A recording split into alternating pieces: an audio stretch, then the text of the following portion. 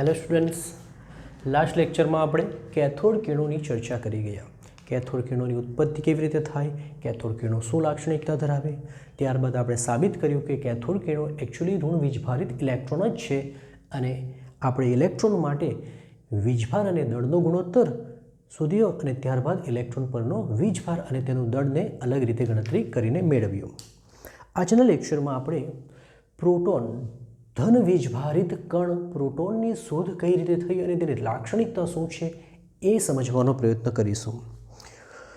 તો પ્રોટોનની શોધનો મુખ્ય ફાળો ગોલ્ડસ્ટેઇનને જાય છે. ગોલ્ડસ્ટેઇને આ જે કેથોડ કિરણ નળી છે, કેથોડ રે ટ્યુબ, આ ટ્યુબમાં થોડા ફેરફારો કરેલા છે. તો કેથોડ ટ્યુબ જ, પરંતુ એમાં થોડા ફેરફારો કર્યા. ફેરફાર શું કર્યો કે પહેલાં એનોડ તરફ પ્રસ્ફુરણ પડદો, સ્ફુરદીપ્ત પડદો લગાવેલો હતો. આ વખતે એણે કેથોડ તરફ આ પડદો લગાવ્યો. તો પડદો કઈ તરફ છે? કેથોડ તરફ છે. પ્રથમ કેથોડ છિદ્રાળુ લેવામાં આવેલો હતો. એનોડ છિદ્રાળુ લેવામાં આવેલો હતો. આ વખતે કેથોડમાં છિદ્ર પાડવામાં આવ્યા, કેથોડમાં હોલ બંધ કરવામાં આવ્યા. હવે એનોડ કોણ બને, કેથોડ કોણ બને એ તો ખબર જ છે. બેટરીના ઋણ ધ્રુવ સાથે જે જોડાશે તે કેથોડ અને બેટરીના ધન ધ્રુવ સાથે જે જોડાશે તે એનોડ. તો આ ધન ધ્રુવ, તો આ ધન માટે આ બનશે એનોડ અને આ માઇનસ છે તો આ માઇનસ થશે, એટલે કે આ બનશે કેથોડ. બરાબર. ફેરફાર શું કર્યો? યાદ કરો ફેરફાર શું કર્યો કે આ વખતે પડદો, જે પ્રસ્ફુરણ પડદો છે, આ શું છે? આ છે ઝિંક સલ્ફાઇડનો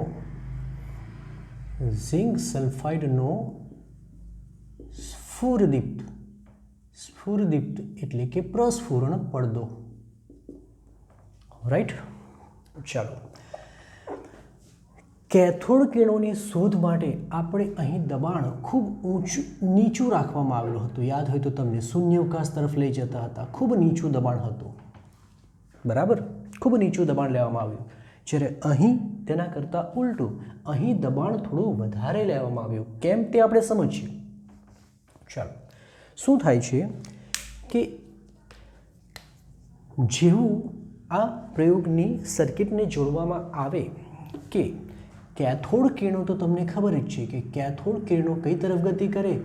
કેથોડથી નીકળી એનોડ તરફ ગતિ કરે છે. બરાબર. અને અહીં પડદો જો રાખ્યો હોય તો તેના પર અથડાય અને પ્રસ્ફુરણ પેદા થાય. એટલે ખબર પડે કે કેથોડ કિરણો આમ જાય છે. પરંતુ શું થયું? જ્યારે અહીં દબાણ ખૂબ ઓછું લેવામાં આવ્યું, તો પડદો આ બાજુ રાખવા છતાં પણ અહીં કોઈ પણ પ્રકારનો પ્રકાશિત ઝબકારો દેખાયો નહીં. રીઝન શું છે? કે દબાણ ઓછું રાખવાથી અંદર વાયુઓ ઓછા છે. શું છે? વાયુઓ ઓછા છે. બરાબર. આ તો વોલ્ટેજ તો ત્યારે પણ ઊંચું જ લેવામાં આવ્યું, 10,000 વોલ્ટની આસપાસ. ઓકે. હવે જે નળીમાં બદલાવ કર્યા એમાં શું હતું? દબાણ થોડું વધારવામાં આવ્યું. દબાણ વધારવાથી શું થાય? ચલો સમજો. દબાણ વધારવાથી એમાં વાયુના અણુની સંખ્યા વધશે. વાત ક્લિયર છે? જરા જુઓ. મારી પાસે હાઇડ્રોજન વાયુ હોય,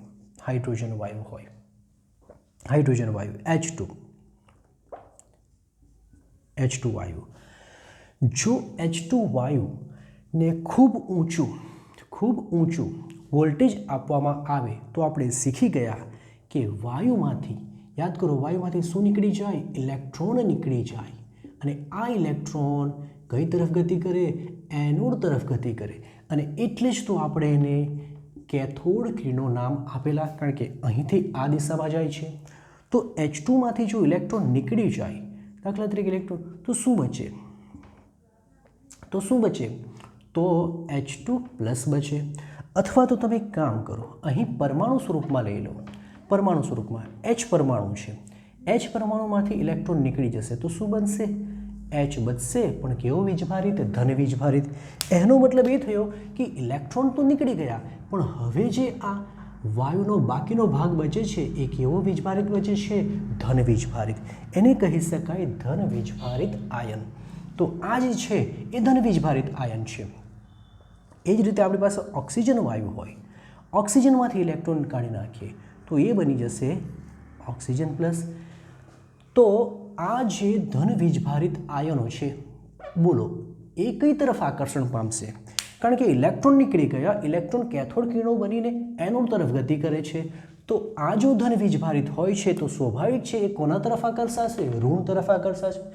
તો આ હવે ઋણ ધ્રુવ તરફ આકર્ષણ પામે છે. અને ઋણ ધ્રુવ એટલે કયા? કેથોડ. આ કેથોડમાં રહેલા છિદ્રમાંથી પસાર થાય છે. કેથોડમાં રહેલા છિદ્રમાંથી પસાર થાય છે. છિદ્ર માટે કેનાલ શબ્દ વાપરવામાં આવ્યો હતો. માટે આ છિદ્ર એટલે કેનાલમાંથી પસાર થઈને અહીં અથડાય તો અહીં આપણને પ્રકાશિત શું જોવા મળે? ઝબકારો જોવા મળે. ઓકે, તો આ કણો એ એકચ્યુઅલી કોઈ કણ નથી, પરંતુ શું છે? આ છે આયનીકરણ પામેલો વાયુ છે. તો આયનીકરણ પામેલા વાયુના કણો ભેગા મળીને કોની રચના કરે છે? કેનાલ કિરણો. કેનાલમાંથી પસાર થતા હોવાથી એને શું નામ આપવામાં આવ્યું? કેનાલ કણો. જ્યારે ઇલેક્ટ્રોન કોની રચના કરે છે? ઇલેક્ટ્રોન કેથોડ કિરણોની રચના કરે. તો વાત ક્લિયર કે આ વાયુઓ ભેગા મળીને કોની રચના કરે છે? આ છે કેનાલ કિરણો અથવા તો કણો. જ્યારે આ જે ઇલેક્ટ્રોન છૂટા પડે છે, આ ઇલેક્ટ્રોન કોની રચના કરે છે? એ રચના કરે છે કેથોડ કિરણોની. અને બંનેની દિશા વિરુદ્ધ હોય છે. કેથોડ કિરણો કેથોડથી નીકળી એનોડ તરફ જાય છે, જ્યારે કેનાલ કણો કઈ તરફ ખસે છે? કેથોડ તરફ જાય છે. તો આ રીતે કેનાલ કિરણોની શોધ થઈ. હવે પ્રશ્ન એ છે કે આ કેનાલ કિરણો એ શું હતું? આયનીકરણ પામેલો વાયુ, મતલબ કે જેમાંથી ઇલેક્ટ્રોન નીકળેલા. શું આ કણો ધાતુની પ્લેટમાંથી નીકળે? તો ના, એ ધાતુની પ્લેટમાંથી નીકળતા હતા નહીં.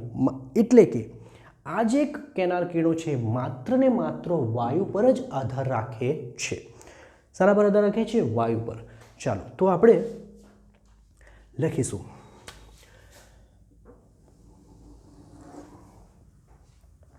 બોલો પ્રથમ શું લખીશું કે અહીં ધન વીજભારિત આયનો, ધન વીજભારિત વાયુના આયનો બોલો કઈ તરફ ગતિ કરે? કેથોડ તરફ ગતિ કરે છે. એનોડથી કેથોડ તરફ ગતિ કરે છે. આયનો એનોડથી કેથોડ તરફ ગતિ કરી કેથોડના છિદ્ર માટે જ કેનાલ શબ્દ વપરાય, માંથી પસાર થતા હોવાથી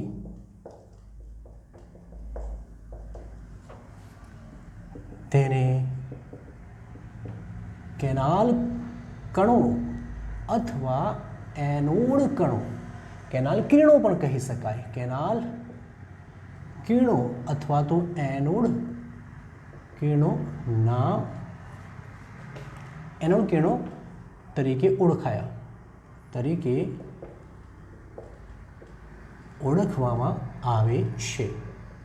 ચાલો તો વાત ક્લિયર થઈ ગઈ કે એકચ્યુઅલી જે કેનાલ અથવા તો એનોડ કિરણો છે એ શું છે? આયનીકરણ પામેલા વાયુ કે જે કયો વીજભાર ધરાવે છે? ધન વીજભાર. કેવી રીતે બને? તો વાયુમાંથી ઇલેક્ટ્રોન નીકળી જાય તો જે ભાગ બાકી બચે તે કેનાલ કિરણોની રચના કરે. જ્યારે ઇલેક્ટ્રોન કોની રચના કરે? કેથોડ કિરણોની. ચલો હવે આપણે એની લાક્ષણિકતાની વાત કરીશું. ચલો એ કઈ કઈ લાક્ષણિકતાઓ ધરાવે છે? તો પ્રથમ લાક્ષણિકતા છે કે કેનાલ કિરણો એનોડથી નીકળી કેથોડ તરફ સીધી રેખામાં ગતિ કરે છે. હા, ગતિ કરે છે. ચલો બીજો મુદ્દો, આ કિરણોના માર્ગમાં જો ખૂબ નાનું હલકું વજનમાં હલકું હોય એવું કોઈ ચક્ર મૂકવામાં આવે તો આ એને અથડાય છે અને એને ગતિ કરાવે છે. આપણે કેથોડ માટે પણ આવું જોયું હતું. એનો મતલબ એ સાબિત થાય છે કે આ કણો દળ પણ ધરાવે છે અને ગતિ ઉર્જા પણ ધરાવે છે. તેઓના માર્ગમાં હલકું ચક્ર મૂકવામાં આવે તો તે ચક્ર ને ગતિ કરાવે છે. આમ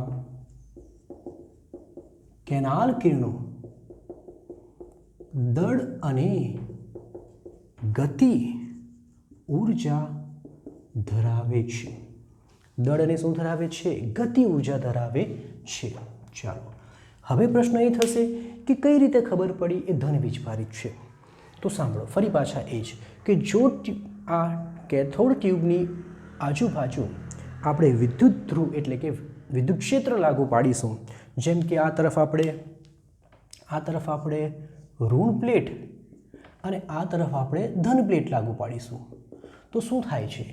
આ કિરણો જે સીધી રેખામાં ગતિ કરતા હતા એ ઋણ પ્લેટ તરફ આકર્ષણ પામે, મતલબ કે એનો પથનું વિચલન ઋણ પ્લેટ તરફ થાય, જેથી સાબિત થાય છે કે એ ધન વીજભારિત કણો છે. કેનાલ કિરણો વિદ્યુત ક્ષેત્રની હાજરીમાં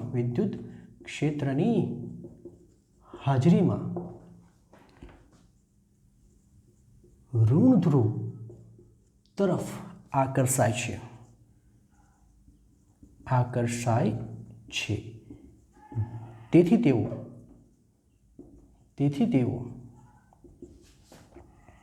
ધન વીજભાર ધરાવે છે. ચલો 3 મુદ્દા થઈ ગયા.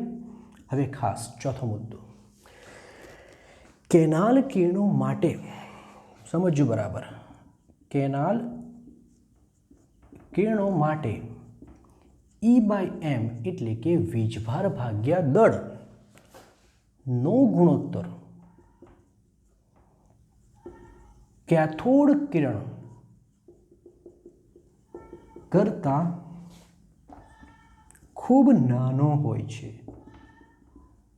સમજીએ આપણે શું કહેવા માંગે છે કે કેનાલ કિરણો માટે જે આ ગુણોત્તર છે કેથોડ કિરણો કરતાં ખૂબ નાનો હોય છે. એની સમજૂતી અહીં આપીશું કે ઇલેક્ટ્રોન માટે E/m ગુણોત્તરમાં ઉપર શું આવે? ઇલેક્ટ્રોનનો વીજભાર. નીચે શું આવે? ઇલેક્ટ્રોનનું દળ. હવે ઇલેક્ટ્રોનનો વીજભારનું મૂલ્ય તો ફિક્સ છે અને ઇલેક્ટ્રોનનું દળ ખૂબ ઓછું છે, આપણે મેળવેલું છે બરાબર. તો નીચેની વેલ્યુ ખૂબ નાની હોવાથી આ જવાબ બરાબર મૂલ્ય મોટું મળે છે. પરંતુ કેનાલ માટે શું છે જરાક જુઓ. કેનાલ માટે E/m, ચલો E બરાબર તો શું થવાનો? વીજભાર. ચલો એ તો બરાબર છે. m બરાબર શું? એનું દળ. હવે આ શું છે? આ તો હાઇડ્રોજન એટલે કે ધન આયન. ઓક્સિજન હોય તો ઓક્સિજન, નાઇટ્રોજન તો નાઇટ્રોજન. એનો મતલબ કે આ તો આયનનું દળ છે.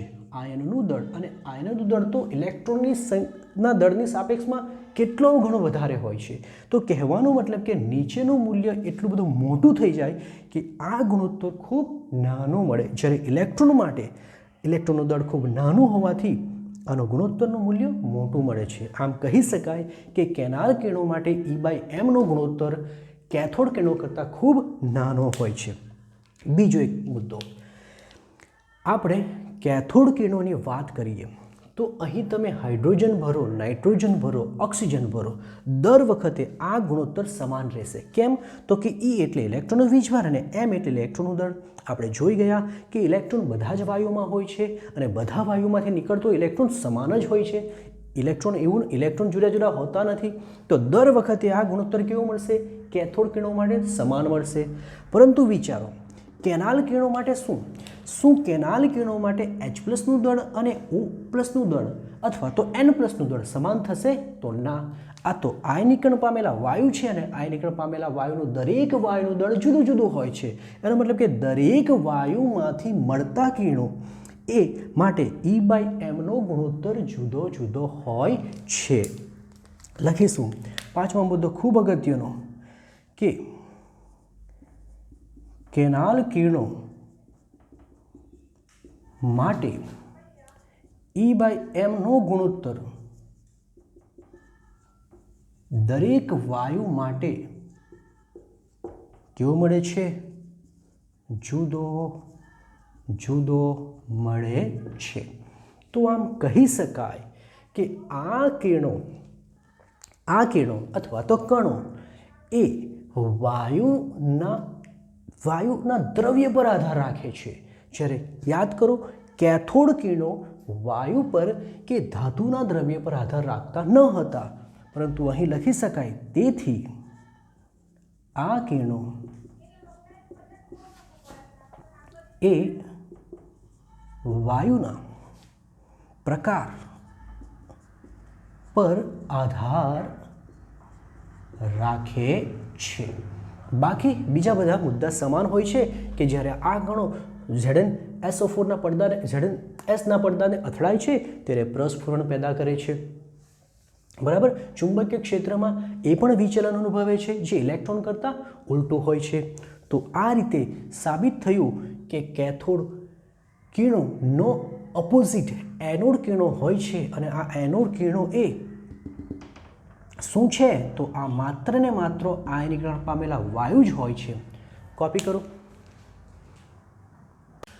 ઓકે, આપણે જોઈ ગયા કે કેનાલ કિરણો માટે E/m નો ગુણોત્તર જુદા જુદા વાયુ માટે જુદો જુદો હોય છે. પ્રશ્ન એ થશે કે કોના માટે વધારે ને કોના માટે ઓછો? તો એક વાત તો ક્લિયર કે જે વાયુનું દળ નાનું હશે તો એના માટે ગુણોત્તરનું મૂલ્ય મહત્તમ મળશે. સ્વાભાવિક છે. નીચેનું મૂલ્ય નાનું તો જવાબ વધારેમાં વધારે આવશે. તો એવો કયો વાયુ છે કે જેના માટે E/m નું મૂલ્ય મહત્તમ મળે છે? તો એ વાયુ છે વજનમાં સૌથી હલકો એવો હાઇડ્રોજન. તો હાઇડ્રોજન માટે E/m ગુણોત્તરનું મૂલ્ય સૌથી વધુ મળે છે. તો પ્રથમ એ લખીએ કે હાઇડ્રોજન વાયુ માટે E/m ના ગુણોત્તરનું મૂલ્ય સૌથી વધુ મળે છે. જે મૂલ્ય 9.759 × 10⁴ કુલમ પર ગ્રામ છે. તો હાઇડ્રોજન માટે આ મૂલ્ય મળે છે. ચલો, વાત ક્લિયર થઈ. હાઇડ્રોજન સિવાય બીજા કોઈ પણ વાયુ માટે E/m નું મૂલ્ય આના કરતાં નાનું મળે છે. હવે આપણને ખબર છે કે હાઇડ્રોજનમાંથી એક ઇલેક્ટ્રોન નીકળી જાય તો બચે શું? H+. શું બચે? H+. તો આ જે છે H+, એટલે કે એમાં એકચ્યુઅલી કેનાલ કિરણો શું છે ખબર જ છે, પ્રોટોનની વાત કરતા છે આપણે. તો ઇલેક્ટ્રોન નીકળી ગયા બાદ કોઈ ધન વીજભારિત કણ અંદર રહી જતો હશે. હાઇડ્રોજન એક જ પ્રોટોન અને એક જ ઇલેક્ટ્રોન ધરાવે છે, માટે આ જે H+ છે એને જ પ્રોટોન નામ આપવામાં આવ્યું. H+ ને જ પ્રોટોન કહેવામાં આવે છે. બરાબર. કારણ કે એમાં એક એકમ ધન વીજભારિત છે. બીજા કોઈ પણ ધન વીજભારિત આયન માટે પ્રોટોન શબ્દ વપરાતો નથી. ઓક્સિજન પ્લસને પ્રોટોન નહીં કહેવાય, ફક્ત ને ફક્ત કોના માટે વપરાય છે? H+ માટે.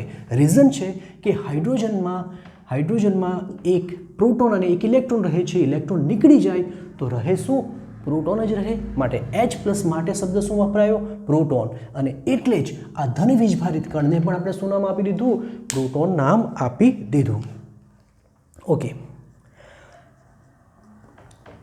આ ધન વીજભારિત H+ આયન પરથી પ્રોટોન નામ આવ્યું. હવે પ્રશ્ન એ થશે કે એનો વીજભાર કેટલો, આપણને તો ગુણોત્તર મળ્યો. તો એક વિચારો, જો હાઇડ્રોજનમાં એક જ ઇલેક્ટ્રોન અને એક જ પ્રોટોન હોય, ઇલેક્ટ્રોન નીકળી જાય તો રહી જશે પ્રોટોન, તો ઋણ વીજભાર નીકળી જાય તો અંદર શું રહેશે? ધન વીજભાર કેટલો? જો બંને ભેગા મળીને તટસ્થ બનતા હોય તો કહી શકાય કે જેટલો ઋણ વીજભાર નીકળે એટલો જ અંદર ધન વીજભાર હોવો જોઈએ. તો એનો મતલબ એ થયો કે જેનો વીજભાર E બરાબર મૂલ્ય કેટલું આવશે? 1. યાદ કરો 1.6 ઇન્ટુ 10⁻⁻⁹, પરંતુ કેવું હશે? ધન. એની સંજ્ઞા કેવી હોવાની? અગાડી ઇલેક્ટ્રોન માટે ઋણ હોય તો આ કેવું હશે? મળે છે, ધન મળે છે. ચાલો, તો પ્રોટોનનો વીજભાર મળી ગયો, પ્રોટોન માટે electron charge by mass ratio મળી ગયો. તો હવે દળનું કેલ્ક્યુલેશન કરી દઈએ કે પ્રોટોનનું દળ કેટલું થશે. તો એમ મેળવવા માટે આપણે E ભાગ્યા E બાય એમ ગુણોત્તર લેવો પડે. E એટલે 1. E એટલે કેટલું લેશું આપણે? 1.6 ઇન્ટુ 10⁻⁻⁹, જ્યારે આપણે આ કેટલા લેશું? 9.759 ઇન્ટુ 10⁴, આ કુલમ પર ગ્રામ. તો કુલમ કેન્સલ, ગ્રામ ઉપર જશે અને આ આન્સર મળશે 1.672 ઇન્ટુ 10⁻24 ગ્રામ. એનો મતલબ કે પ્રોટોનનું દળ આટલા ગ્રામ મળે છે. જો તમારે AMUમાં જોઈતું હોય પ્રોટોનનું દળ તો તમારે શું કરવું પડશે? 1.672 ઇન્ટુ 10⁻24 ને એક AMU બરાબર 1.6605 વડે તમે ડિવાઈડ કરો તો આન્સર 1.0072 AMU મળે છે. આમ પ્રોટોનનું AMUમાં દળ કેટલું મળે છે? 1.0072 મળે છે. હવે આપણે ન્યુટ્રોનના શોધની ચર્ચા કરીશું. ઇલેક્ટ્રોન અને પ્રોટોન શોધાયા બાદ રુથરફોર્ડે એવું અનુભવ કર્યું કે પરમાણુના હજુ પણ કેટલાક ગુણધર્મો એના વીજભાર અને દળના સંબંધ સાથે મેળ ખાતા નથી. કહેવાનો મતલબ એ છે કે હજુ એવા ઘણા બધા ગુણધર્મો મળતા હતા કે જે દળની ગણતરી પ્રમાણે જુદા મળતા હતા. તો એના પરથી એને શંકા ગઈ કે કદાચ પરમાણુમાં ત્રીજો કોઈક અપરમાણવીય કણ એટલે કે સબ એટોમિક પાર્ટિકલ રહેતો હોવો જોઈએ. હવે પહેલાંથી જ એ વાત તો ક્લિયર થઈ ગઈ હતી કે ઇલેક્ટ્રોન ઋણ વીજભાર ધરાવે અને પ્રોટોન ધન વીજભાર ધરાવે, બંને ભેગા મળવાથી પરમાણુ તટસ્થ બને છે. તો પછી એ જે ત્રીજો કણ હશે એ કોઈ વીજભાર ધરાવતો હશે નહીં, કારણ કે એ જો વીજભાર ધરાવવા જાય તો પરમાણુ વીજભારિત બની જાય અને પરમાણુ તો હંમેશા તટસ્થ જ રહે છે. તો એના પરથી ખ્યાલ આવ્યો કે આ જે બીજો કોઈ અપરમાણવીય કણ હશે એ વીજભાર વિહીન હશે. ચેડવિકે એની શોધ માટે પ્રયોગો કરેલા. તો પ્રથમ લખીશું કે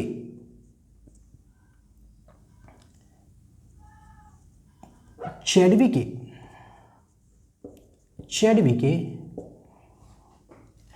બેરિલિયમની પાતળી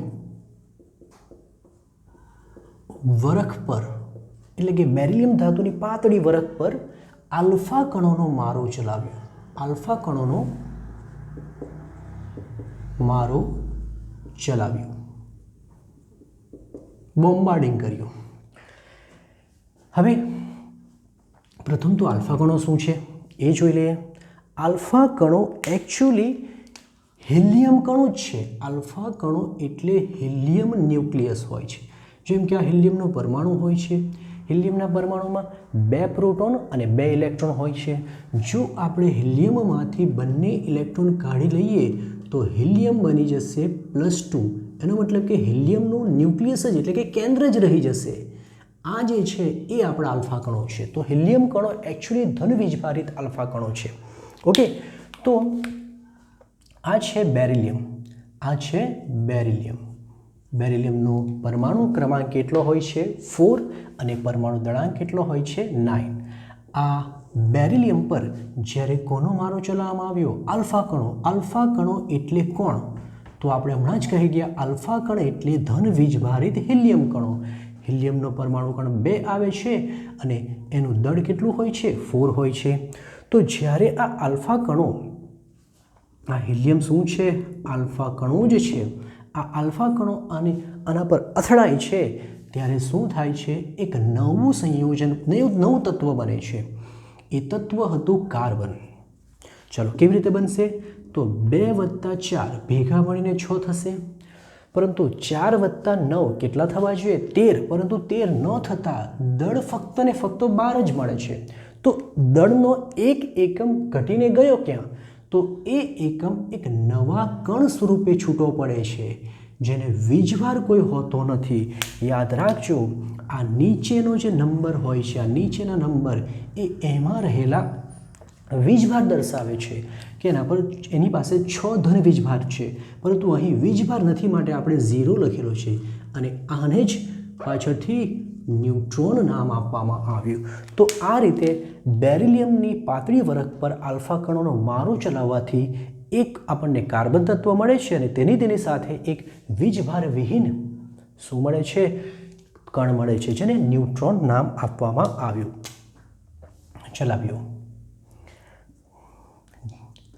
આ પ્રયોગ દ્વારા કાર્બન પરમાણુની સાથે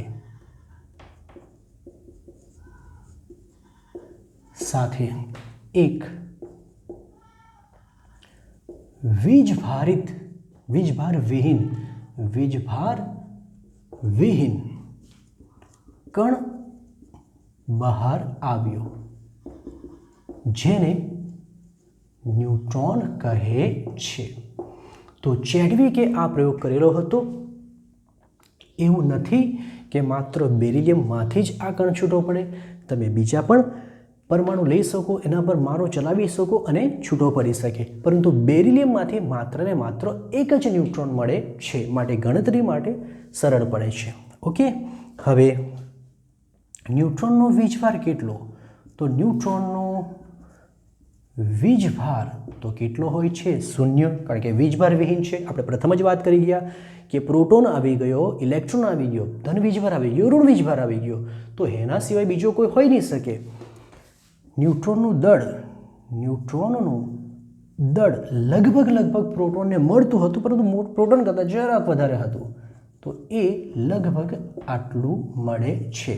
અને જો એએમયુમાં લઈએ તો એ મૂલ્ય 1.0087 AMU યા તો એટમિક માસ યુનિટ કહી શકાય.